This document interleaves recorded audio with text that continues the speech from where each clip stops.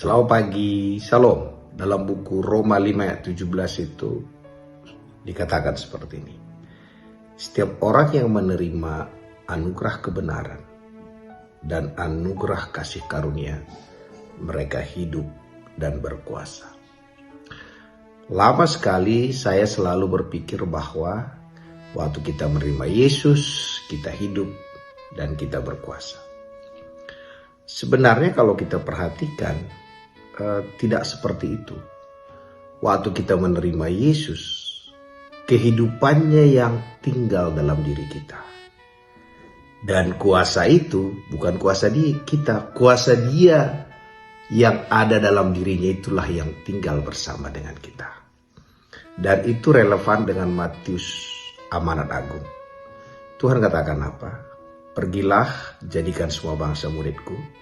Tuhan tidak katakan aku berikan kau kuasa, aku berikan engkau sesuatu. Enggak, yang Tuhan katakan, aku akan menyertai engkau dengan segala kuasa, baik di bumi dan di sorga.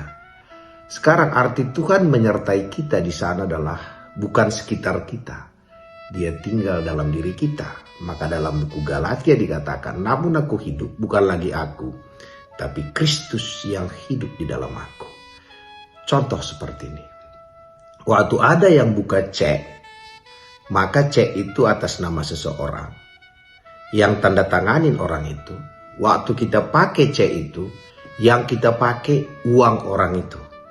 Kita hanya tunjukkan ke bank, yang tanda tangan dia, bukan kita tanda tangan.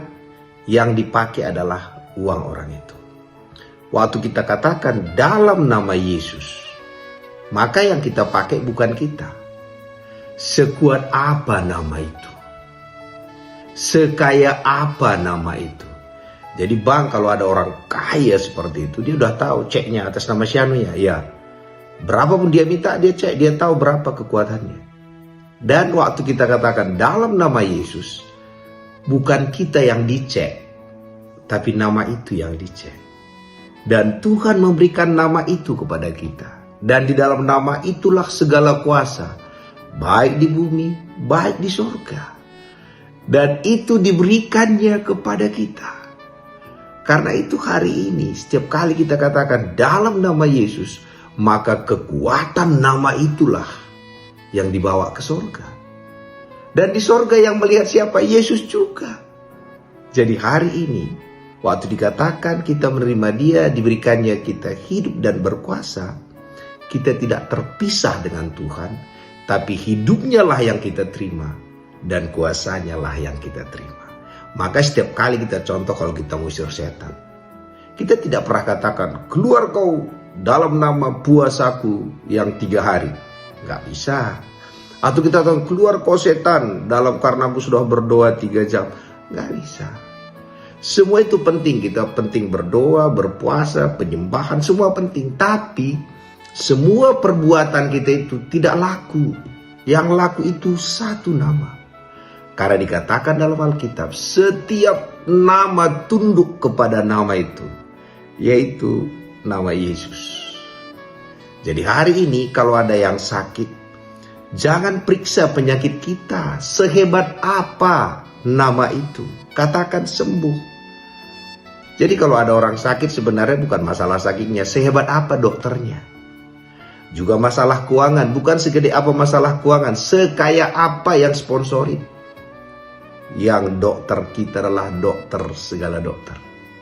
Yang sponsori kita adalah pemilik jagat raya ini. Orang itu katakan, tapi kan jalannya sukar sekali.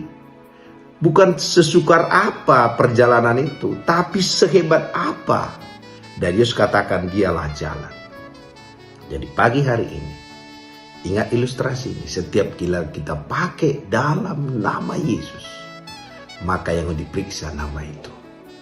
Oh, saudara katakan, karena Yesus, dalam nama Yesus saya akan memberitakan kepada bangsa-bangsa. Dia nggak cek dompet saudara. Dia nggak cek saudara bisa bahasa Inggris apa enggak. Tapi nama itulah membawa saudara bisa pergi kemana-mana. Sederhana sekali. Kalau kita katakan atas nama presiden, kita akan berangkat dari satu tempat ke tempat lain. Kalau nama itu dicek benar, kita bisa kemana-mana. Negara yang bayar. Jadi hari ini, sorgalah yang membackup kita. Kok bisa sorga?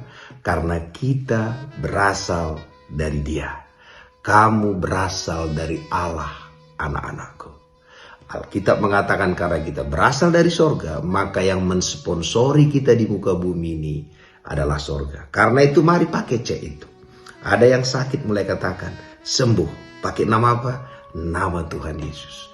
Ada masalah apa saja, karena nama itu adalah menyelamatkan, menyembuhkan, memulihkan. Terpuji nama Tuhan.